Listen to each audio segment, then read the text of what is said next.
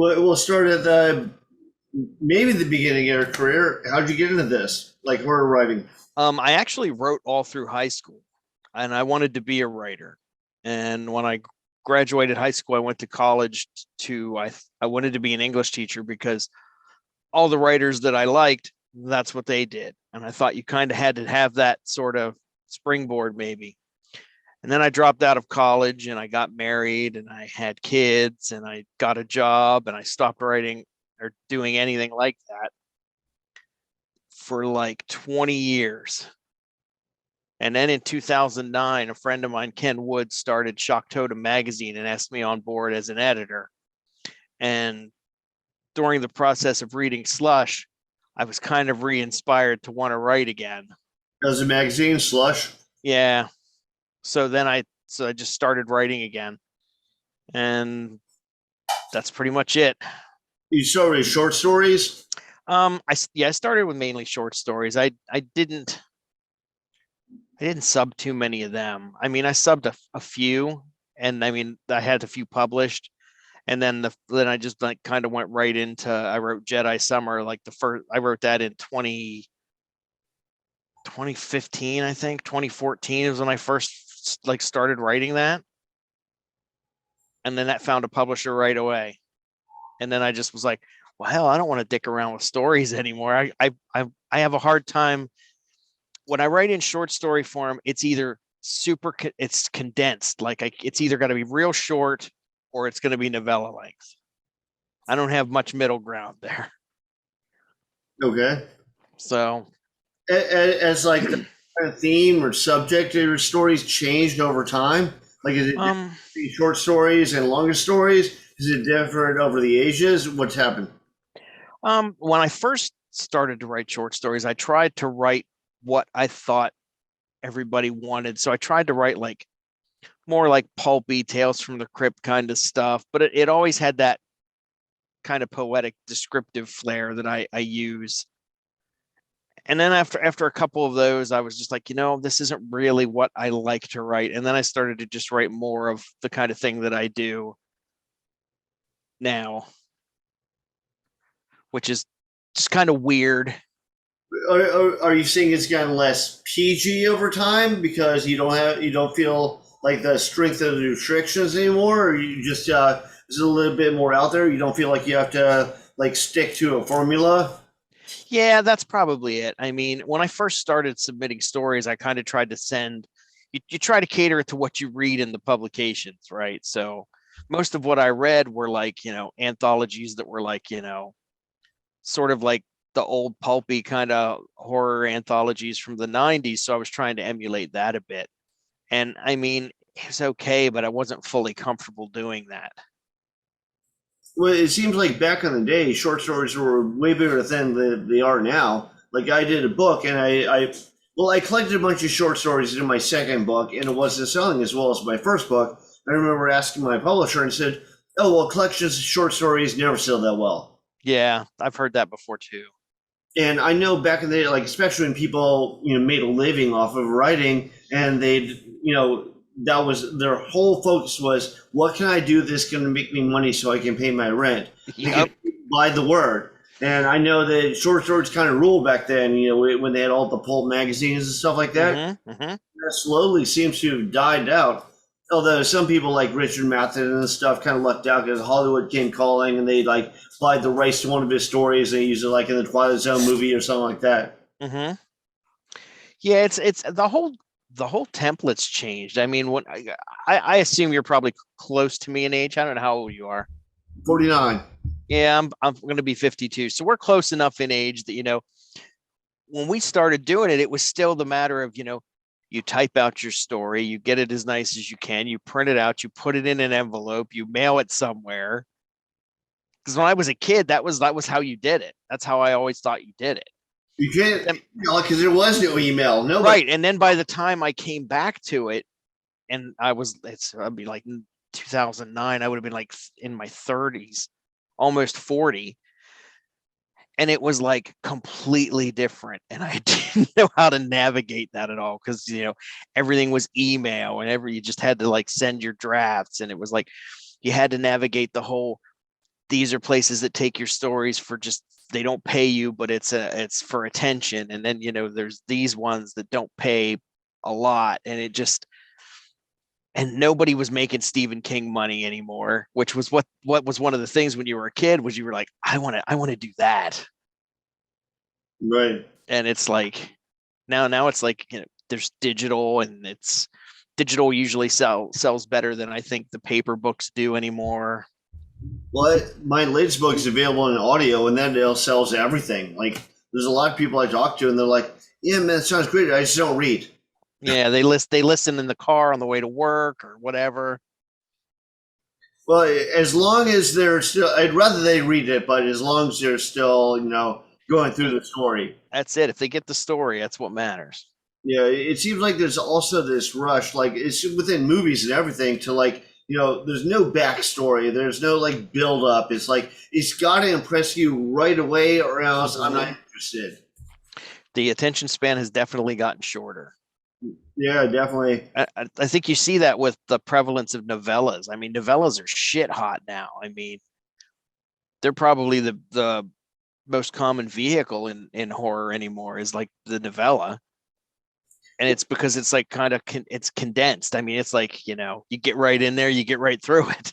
Yeah, you get a rush real fast. I noticed, like I released a couple of chapbooks. Jack Bantry, the guy who puts out Splatterpunk, I know Jack. and I was like, oh yeah, that's great. So I have a couple of those out, and they sold really well in Europe, but not so much in the U.S. Like, people kind of didn't know what they were. I'd have to explain what they were to people. Yeah, chapbooks. That's like a lost art form.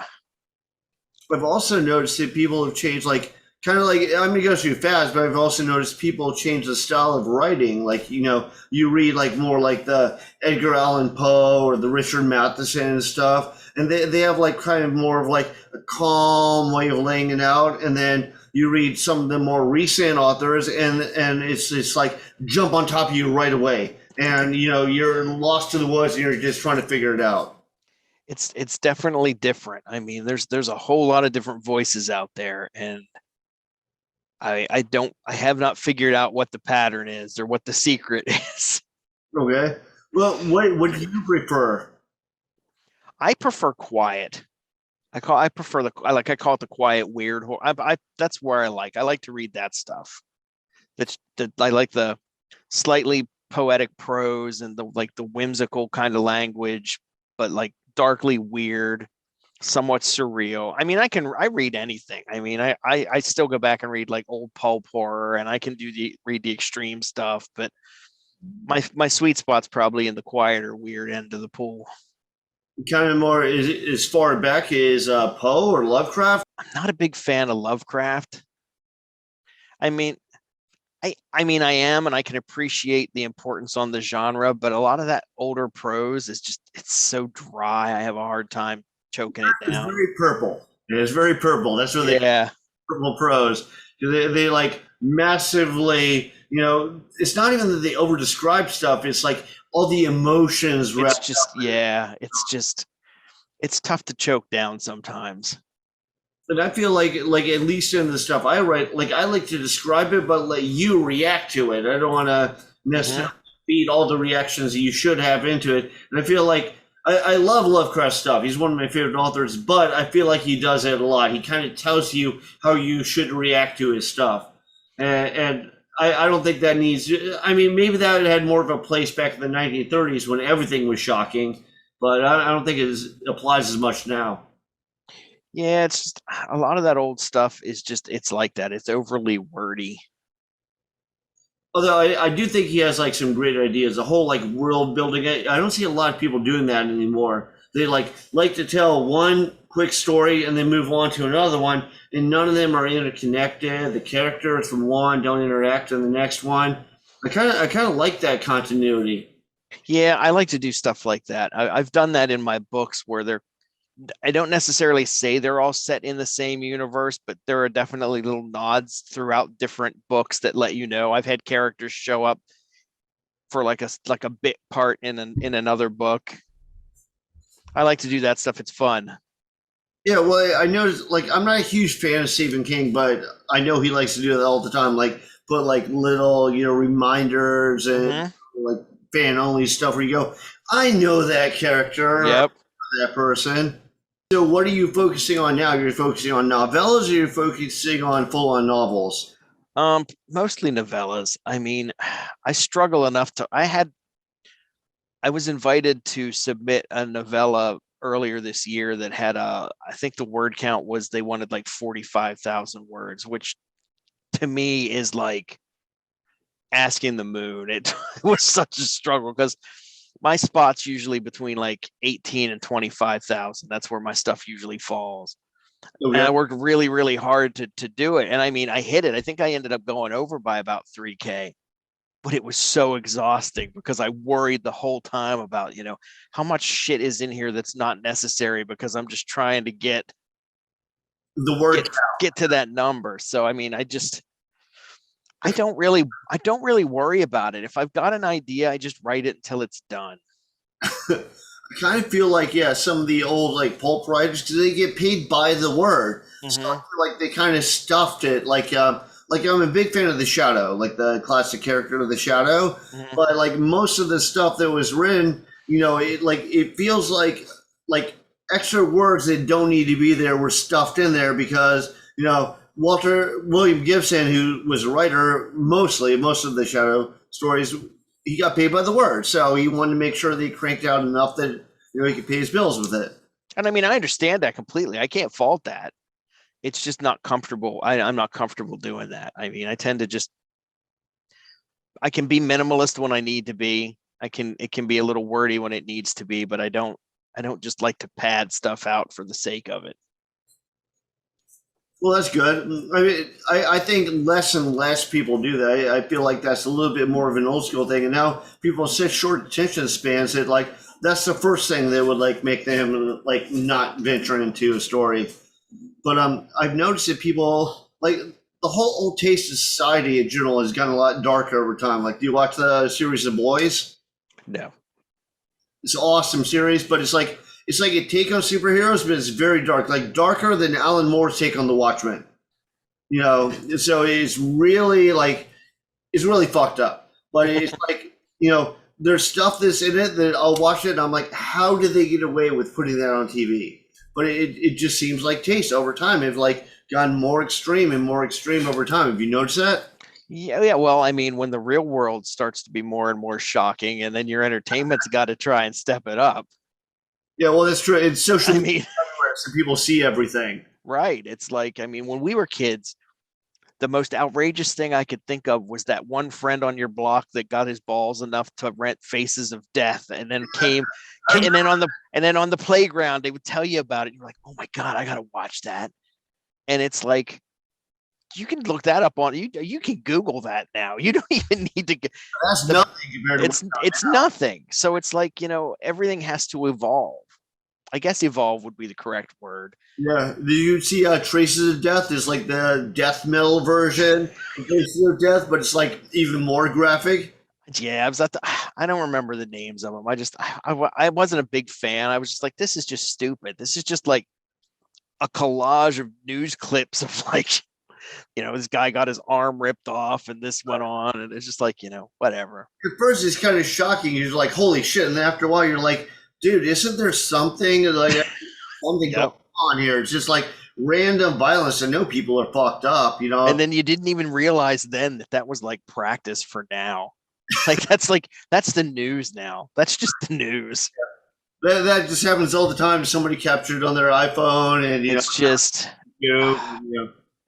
that's what I mean. That's it. It's going to get worse before it gets better. And as far as, how far the envelope was going to push, I guess. I don't know. I think like in general, people have gotten more sensitive about a lot of stuff, but at the same time, you get a lot more clicks and you get a lot more views if you put out outrageous stuff. So I feel like there's less outrageous stuff, but it's more visible now than it's ever been before. Probably. There's a lot of bait and switch too. Yeah. There's a lot of trickery goes on. And there seems to be like a lot of encouragement to like, Hmm. if other people think this is too much, then you think it's too much. But then if their opinion has changed, then your opinion has changed. Like it all seems to like shift with the wind. So yeah, it's a little bit annoying. it's it's very tiresome. It's exhausting. But so, do you pay any attention to that landscape, like what's currently popular, what's currently, disgusting people, or do you feel like you're kind of you have your thing and you just put it out? I pretty much do that. I mean, I try to stay on top of like what books people are reading, and then like, I've tried to read them, and sometimes I'm stymied by what people rave about. Like there have been things that have come out that like everyone unanimously was like, this is the best thing ever, and I've read it and been like, really? Right. Yeah. And then there are things that have come out that nobody has said a word about, and I'm just like, why are you not crowing from the mountaintops about this book? Right. But it's like it's all interpretive. I mean, tastes are interpretive. Yeah. No. Tastes are very subjective, and that's why, So like back in the day, like in Lovecraft's day, like you couldn't make money off horror. Like Lovecraft died poor, but like Poe died poor. A lot of them died poor. Just like I remember, who's the guy who did the Yellow King, like the Yellow. Robert Chambers. But yeah, it's like first he put out a couple of stories, and they're really good horror stories, and I know that they inspired Lovecraft. And so I was like, oh, I got to pick up like it was called like the Book of the Yellow Sign. So I was like, I got to pick it up. So I picked it up. So the first half are these great horror stories. And then apparently he wasn't making any money off horror, so he started writing romance stories. Mm-hmm. There are all these like crappy 1920s romance stories for half the book. Well, a lot of those older authors did that. M.R. James and like Sheridan Le Fanu, those guys, like they're known in the genre, in our genre, for their like ghost stories and whatnot, but they had a whole other part of their catalog that was just other stuff. Well, it seems like back then, like now it seems like a lot of people will put stuff out and they're like, if I can't pay all my bills off that, I'll work another job as well. And back in the day, it seemed like you were determined to make that your whole job. So if you had to write romance stories or you had to write whatever else, whatever paid the bills. And there are still authors that can do that. I've held my job for like almost 27 years. Okay. And I'm like, I'm not under the delusion that I'm going to be able to pay all my responsibilities from writing.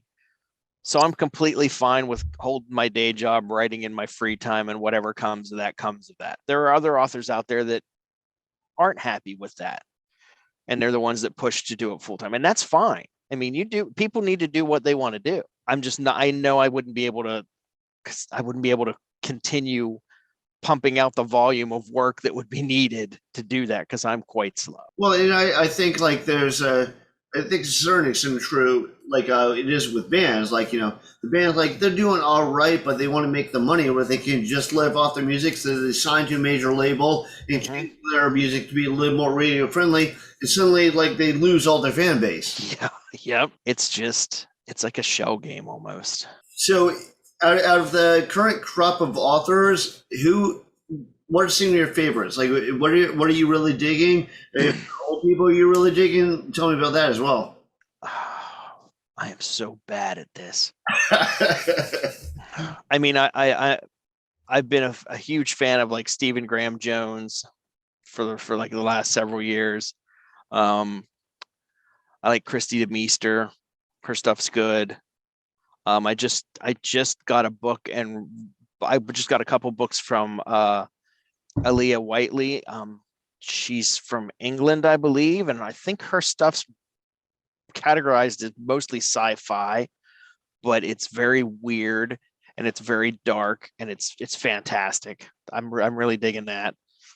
I just read my first book from Al Going back last week, and he's an older author. I missed him back in the day. Like, I think some of his stuff was in paperbacks from hell, so he's gone back to like mid-90s, I would guess. But that book was fantastic. What about any older authors? Are there ones that inspired you, especially when you started your career? Biggest influences on me were probably Bradbury, Stephen King, I would say, and maybe Louis L'Amour. Okay. Because I read a lot of Westerns when I was a kid. Where are you from? Where do you live? Pennsylvania. Okay. So what was the attraction to westerns? Because that's like I've lived in PA. I don't think there are too many cowboys in PA, but it seems like kind of a fantastical world. And then I lived for a while in Texas, and it's like it's not quite what I thought it was. No, the westerns thing came from my great grandparents on my mother's side were both big readers. My grandmother read mostly mysteries like Agatha Christie, all that kind of stuff. And my pap read predominantly westerns. So whenever I would be up there staying with them at any point, I would grab a book or two from his bookshelf and read through them. So that's how that came to be. Okay, but that's not really so much what you write. That's just more what you were into at that time. I have written a couple, but they're horror westerns. When they come out of me, they're weird. But I have done those. It's a good story. I mean, I love like space horror if it's well done. I love vintage horror like if it's well done. So I don't care about the era or the costumes. It's like whether it's a strong story or not. Yeah. So that's kind of my feeling on that. But like I know some people like the moment that you insert a little sci-fi into it, they don't like it anymore. They're like, that's not horror to me. Like yeah, but like if you watch Event Horizon, that's a horror film. That's not really a sci-fi film. It's just set in space. Yeah, it just or you watch if you watch Alien, Alien's about horrible stuff happening. It just happens to occur in space. I think you can't help it. I think whatever you read, everything you read, little pieces of that are going to stay in you. And then whenever you're going to write, it's going to flake off onto that. I mean, it has to. It might not always be obvious. I mean, sometimes you can channel it, make it more obvious, but I think the dust from all that's always there. Well, I'll be noticing like one thing I do is like I'll be watching, especially once I started writing more, I'd be watching like a news story about like I don't know the spatial launch or something, and I'd be thinking, yeah, but what if this happened? What if they encounter this? So like realistic events, I'll just like twist into like some crazy story. Do you do the same thing? Sometimes, yeah. So would most of the inspiration for your stuff be like stuff that you're encountering that you're like envisioning in a way, or is it like you're coming up with a scenario, from like the base roots all the way up? How's it go? What's the process? I make most of my stuff up as I go along. Like once in a blue moon, I'll have like an idea, and it's usually not enough that would sustain like an entire novella. I'll give you an example. So Jedi Summer started as a short story that was called The Magnetic Kid, and it ended up I used that short story as a chapter in that novella. But I took that and I just kind of started to expand on it, and that book's probably at least 80 to 85% autobiography. So that wasn't hard to write at all. But I do that with all of my stuff. There's a lot of very personal things that I put in there. So is that the autobiography part, like the You're a Jedi? Is that the secret? No, it's the framing device. The framing device for the novella is that it's set in the summer of '83, and my little brother and I are waiting in our small Pennsylvania town for Return of the Jedi to come to the nearest movie theater so we can see it. That's the framing device. Oh, but you don't have a lightsaber? No. I'm disappointed. I'm sorry. So when you tell stories, I know some people, they love to plot it out ahead of time where they like write the whole thing down. They have like a whole storyline planned out. And you were saying a lot of your stuff you kind of come up with on the spot. Do you not plan the story out before you start? There have been some where I've come up with I have a novella coming out in March of next year that I actually wrote the last scene first and then wrote it backwards pretty much. Okay. Like I wrote the ending and then I went to the beginning and said, okay, I have to figure out how we're going to get there. And so that's what happened. So what's that called? That one is called Snarl. And that'll be available on all the streaming platforms? It should be. It's coming. Stygian Sky is putting that out, and I think they said they're shooting for like a March release. Okay. But that one I wrote kind of backwards. The other ones I've mostly just done in pieces, sort of. Is that more of a novella or is it a novel? Yeah, it's a novella. I don't even remember the length on that one exactly. So that one bad experience where they like kind of force you to like spread it out? Like, It wasn't so much a bad experience. It was just not comfortable right. because I'm not used to it. I mean, You felt like you had certain constraints you had to match, and they didn't feel very well, natural. there was a word count limit. I mean, so that was tough because it was larger than what I'm used to. Right. But there was also the time limit because I think I had like maybe a little over a month and a half to 2 months to do it. And like I said, I write really slow. Right. So it was just a whole lot of pressure that I'm not used to. Well, I notice whenever I'm writing and I have writer's block, I'm like, where should I go from here? And often I know like the ultimate, ending or the ultimate what's ultimately going to happen, but I'm not sure how events should develop. Then I'll go do something else, and I'm like, it will come to me. Like, some people are like, just keep working on it, Yeah. way, and I'm not like that. What's your process? Yeah, I'm not like that either. Like I told you I work my work shift is like 2 a.m. till like 10:30 or 11.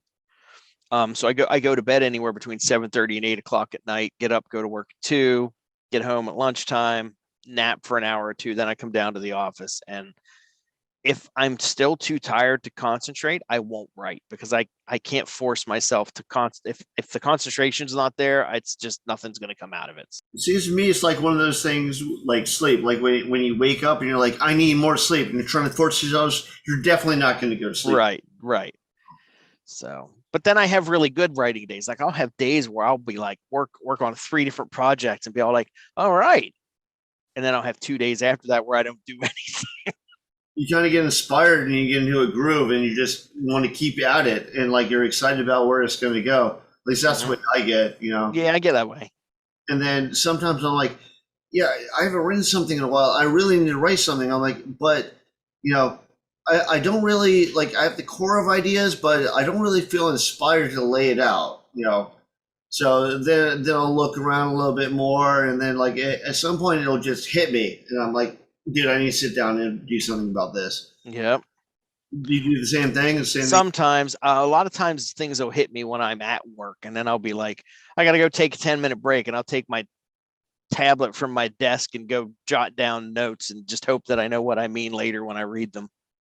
Yeah, that's why I keep notes on my phone, and like even if it's not like I'm working on my fourth novel right now, and it's a sequel to my third novel. But even if I come up with a note that I don't think applies to that book, I'll still write it down. And I'm like, because that's a great idea. I've got to include that somewhere. I'll include it in a short story or something like that.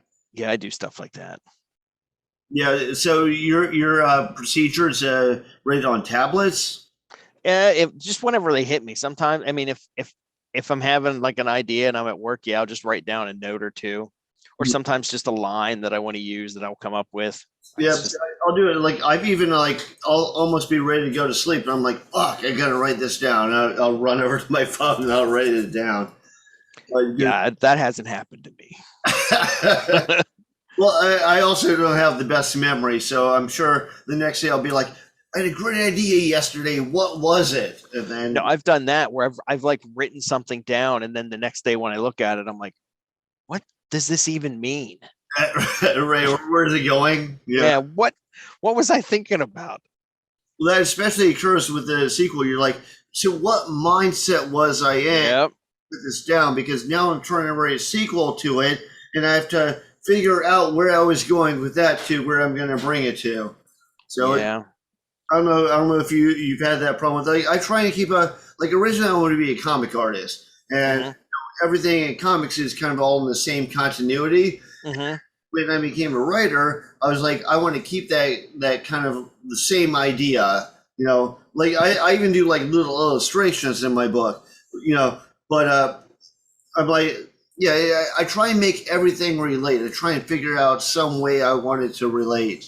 I see. I tend to write in a pretty vague way. Like I leave not a lot of ambiguity, but I don't spoon feed a lot. Like I let a lot of like the way I structure a lot of my chapters, there are like perceivable gaps. Like it's not necessarily this event, bang, right into this event, right into here. There's a little bit of, well, I'm not quite sure what might have happened in between there that we got to hear, but it's not jarring. It's just I kind of want you to think a little bit, maybe figure out the steps in there. I've done that with some things. I don't do that with everything, but Right. Well, I also try and do the thing where, like, if I have an idea that I really want to incorporate, I also try and figure how am I going to wrap that up into everything else. Like, make again with the whole like making it all relate sort of thing. So, like, what's happening in this book, how is that going to relate to what happened in that book? Like, I'm sure, like, I know plenty of people that like each book is like its own separate world, its own separate story. That doesn't even cross their mind. They don't care whether it relates at all. But I try and do that. You're saying you do that like when you feel like it, but sometimes you don't bother with it at all. Sometimes I don't. It all depends. Like some stories I have to write in like a more traditional narrative. It just depends on my mood, I guess, or how I feel the story is being told. If it's or how it comes to me, probably more accurately. Okay. Do you like it more when you focus on like one character or a couple of characters, or when it's like a broader story and they're just people involved? I think almost everything I've written has had usually a small cast, and there's usually like a couple of main characters that I focus on, but then there's usually a gaggle of oddball peripheral characters that are just as important. Right. But they might not quite get the screen time, but by the time the story's done, you realize that they were kind of important to get it there. Okay. That kind of thing. I kind of like social pariahs too. I kind of like the people that are like a little bit different from the norm. I feel like they have more of a backstory behind them, like more to contribute. Yeah, I use them a lot. They're almost always sad. I like to write about sad people. What, do you listen to a lot of emo music as well? No, no, pretty much 80s heavy metal and old country music. That's what I listen to. Do you listen to any of that while you write, or do you need silence while you? I can do either. Sometimes if I'm really focused, I can't have the music on. I've always got it on, but I have it very low if I want to pay attention. Yeah, I find anything in the background distracts me. I try and like even if it's like I don't know, like hedge trimming or dog barking or whatever. It's like I don't know. I feel like I need to because I need to concentrate on what I'm doing. Do you mainly write like on a computer now and then you edit it? Is that what you do? Like there's some people. If you can call what I do editing. No, but there's some people that stick by longhand. They're like, oh yeah, no, I can't do that. I've from my work job, I'm a bakery manager, so I work with my hands all day, every day. So I've got arthritis to the. I mean, I couldn't write longhand. That would be awful. But I just use I write and I write mostly in Google Docs because it's really good at like correcting mistakes as you're going along. Like it flags almost everything, like extra spaces and extra letter things when you're typing fast that you tend to not catch. right. So I like to do that. And I tend to edit as I go along. Like I have this real annoying thing that I do where if I haven't, like, let's say I was working on a project and I've got like 7 chapters and I stopped and then I had a couple days where I didn't write. And then I come back and I go in. A sane person would start with chapter 8 and just work from there. I go back to the beginning and I have to walk through all of it, usually adding a couple words here and there till I get back to there. I hear you. I've done that. Yeah. It kind of like, I don't know, it's almost like hitting a reset, sort of. Right. Because then when I get to where the end is, I'm like, now I know what I want to do. And then you go. I also feel, I don't know if this is your experience, but I also feel that like if you read through it, it kind of like puts you more in that scenario. Mm-hmm. So when you get to the resolution, you can write it more thoroughly so it directly corresponds to what came before it. Yeah. And I have a terrible memory too. So I mean there's tons where I'd be like, I gotta read this so I even know what the hell I was doing. No, I hear you. I know there are a lot of people that like they'll put it together a story and then they'll send it out to a bunch of people and say, "What do you guys think about it?" And they'll some people will like they'll basically make excuses for everything and then they won't change anything. Most people will change a couple things, and some people will completely change everything. Like, oh, you mean like beta readers, depending on what their feedback is? I'm probably guilty of all of those, depending on what it is. I mean, I have certain betas that I pick for certain things. Like I have one that is super solid on like line, like basically when I get it back from them, it's line edits. So I can trust all of that. Right. But then I tend to write with a lot of like dialect, like my people speak in a certain way. Mhm. And one of the things I do most commonly is I'll use the word what instead of that. Right. And a lot of times people flag that because they don't know what I'm doing with it. And I'll ignore like those kind of things I'll ignore, like the stylistic, dialectical things. But I mean, sometimes, I mean, a lot of times people point out things that don't work. And then when you read it, you can totally see it. And you're like, oh, yeah, this totally is a piece of shit. I need to fix this. Well, that's true, but there's also people that are like they're they just are frustrated writing this themselves. So when they read it, they're like, Yeah. "Well, this is my story. This is what I would do." Well, that's why you make sure that your beta group is like pretty varied. Like I have 5 people that I send to consistently. Okay. 2 of them are writers, 2 of them are just readers, and 1 of them is my mom. So your mom listened to all the horror and everything? My mom is the reason that I'm into horror. Oh yeah. And my mom reads everything that I write. Okay. I got to hear the story. What got her into that? Is that like something? She I don't know. She just always read and liked horror stuff. So when I was little, it was always around. Like I was always reading her bookshelf and reading her Stephen King books. Oh, that's awesome. Yeah. And she got me a typewriter for my 12th birthday. So I started writing short stories that were like 1 page long and horrible. Yeah.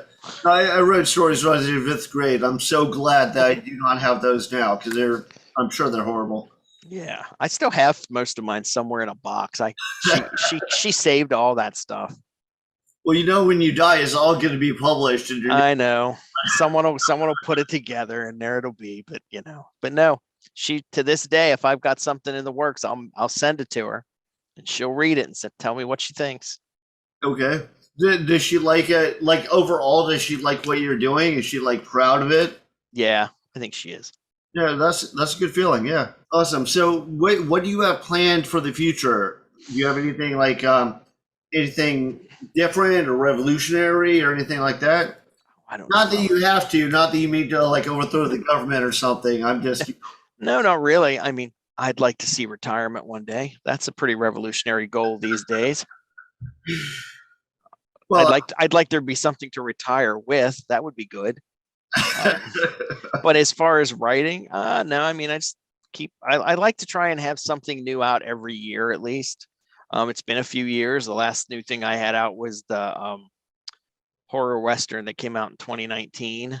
Okay. So it's been a bit of a dry spell, but Sorry, my last novel came out in 2019, so it's coincidence. Yeah. Go ahead. it's how it goes. You get wrapped up in life. It's like, it's hard to like navigate everything and, unfortunately Yeah. that happens.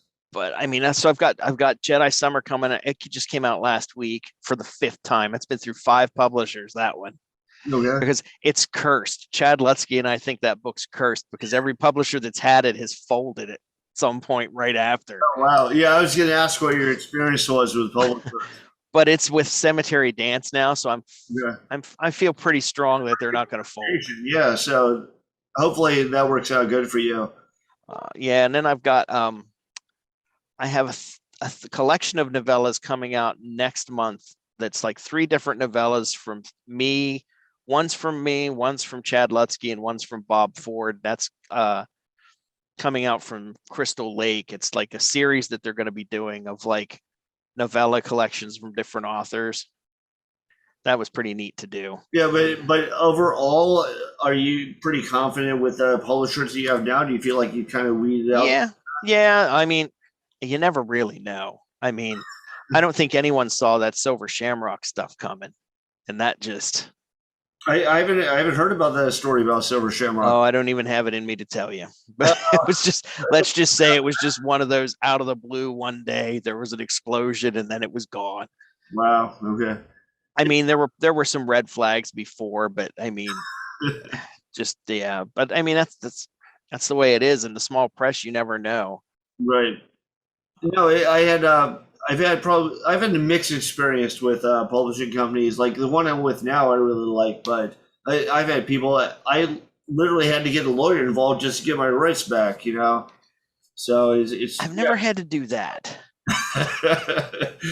very But hit or miss. Yeah, it's but like I could talk all day about like the companies and comic books that like came and went and like kept Mhm. visuals and didn't pay them or anything, and like it's a form of publishing still, even though it's not publishing novels or publishing comic books, but I feel like it's kind of the same flow. Like you have people that are like they don't take it real seriously and they don't treat you real seriously. And then you have people that whether they have another job or not, they do treat it seriously. yeah, I think a lot of people don't understand the level of responsibility that it entails.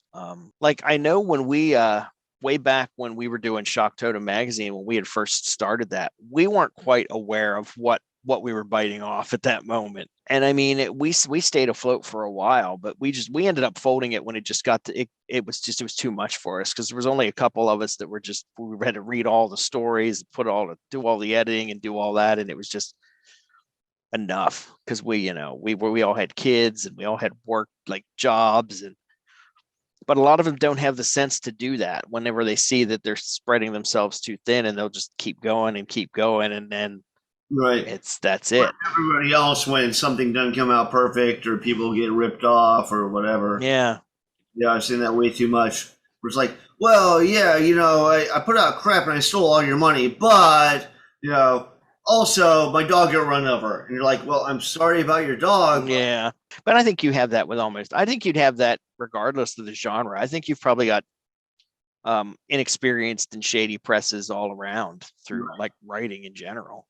Oh, it's probably more than writing. It's like writing, I'm sure, just comic books. Well, I mean, just dodgy record labels doing that stuff. There always have been. Especially like all those like early like indie punk labels, and Yep. they keep the money and go vacation, and they'd be like, oh yeah, sorry Nirvana, your album didn't sell.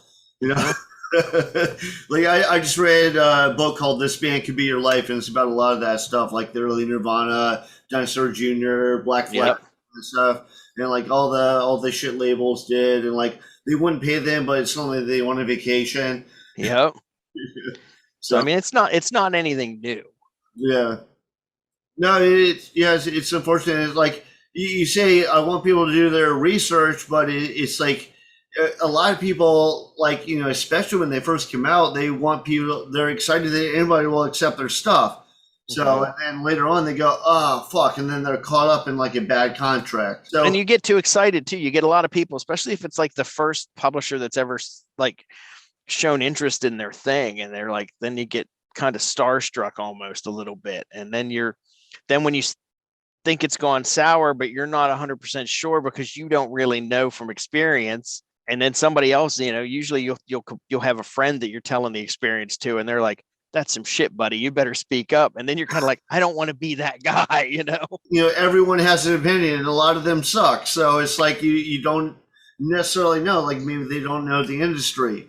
Like there are people that are in the industry. If they told me, like if Neil Gaiman told me something about a publisher, I'd fucking listen. Yeah. But if like my next door neighbor did, maybe I would, maybe I wouldn't. I'm not sure the validity of his analysis. Yeah, no, it's definitely true. So the video guy that edits this podcast for me, like he does a lot of screenplays and stuff. Is that something you're looking to move into? Is that something that you're interested in? If somebody came along and said, hey, we read your novella Spun Gunyon and we think that would make an awesome movie, whatever, I would talk about it or figure it out. But it's not something I'm like pushing after, if that's what you mean. Like, it's not something I'm actively courting. If the rights to one of your stories, would you also want to write the screenplay for it, or would you be? Because I mean that is obviously a different venue. You have to alter it for actors. I think I would probably. Well, it would depend on how big the check was. I mean, if they were giving me a decent amount of money, I'd be like, you just do whatever you want to do. Right. I mean, I still have my original story in the original book, so I mean, you do whatever you want to do. Right. I would also, though, have to extend the caveat that I want to be able to choose the soundtrack. I want to put the soundtracks together. Oh yeah. Yeah. Who would you pick for the soundtrack? For, I'm sure it depends on what story it was. it would depend on what story, but if it was Spun Gunyon, it would be pretty much outlaw country and old truck driving music. What would you consider truck driving music? Like Del Reeves and Red Sovine and that sort of thing. Okay, I'm not even familiar with those guys. You're gonna have to go look it up. I come more from like the punk and metal thing than Yeah. so I can talk to you about like obscure like punk and metal bands all day, but yeah. I could probably hold my own with that too. I'm not so much on the punk end, maybe, but definitely the metal end. Wait, well, also I listened to a lot of like metalcore. Like I remember when metalcore was actually good. So I mean that was like 15 years ago, maybe longer than that. But I like a lot of crossover thrash. That was like that late '80s kind of skate punk crossover thrash stuff. what like the suicidal tendencies sort of And like Leeway and those kind of bands. Leeway, yeah. Yeah. I wasn't a big fan of Leeway, but I remember them. I remember them pretty well. There weren't too many bands out like that. There's like them and Nuclear Assault and Yeah, like there was just a bunch of weird bands there for a while. yeah. Although almost any band is kind of weird. It just depends on how much like publicity they get. Yeah. A lot of stuff going on behind the scenes that you don't even hear about. Yeah. There's stuff that you're like, how did that band even become a hit? Like Primus. It's like Yeah. he's very talented, but that's not mainstream radio music. No. No, and then Les Claypool was producing other bands before they even really got their first shot. Yeah. Well, I know he auditioned for Metallica at one point. Mm-hmm. Like they hired Jason Newsted instead, but I think Jason Newsted and him went to like the same high school. I think so. They knew each other pretty well, and they said, 1, you're too good for us. 2, you're too weird for us. He's definitely weird. But he is a talented bass player. But I feel like at one point it just became like it's not my thing anymore because it's like a good story. It might have like the best elements in it. If it's not a good story, it doesn't really matter. It's right. Is there anything you want to promote, or is there anything that you want to get out there? I mean, Jedi Summer just came out through Cemetery Dance. It's available through all your main platforms. Actually, I think you can order it in your bookstores. Should be able to order it because I think that they publish through Ingram, so I think they can do that. That's the one that's like it's a surreal coming of age novella. So if that's your thing, you might want to check it out. Okay. And do you have a spot where people can check out what you're up to, like your website? No, just I'm usually easy to find on Facebook or Twitter. Okay. And what's your Facebook handle? Tell everybody. It's just my name. So John Boden. John Boden. Okay. Facebook. There might be a couple ones come up, but you'll know mine because the picture it's a drawing of my angry face. Is that what that is? Yeah. Always learn. But all right, man. Thank you very much for this. I'm sorry it was so late. That's cool. It was fun talking to you.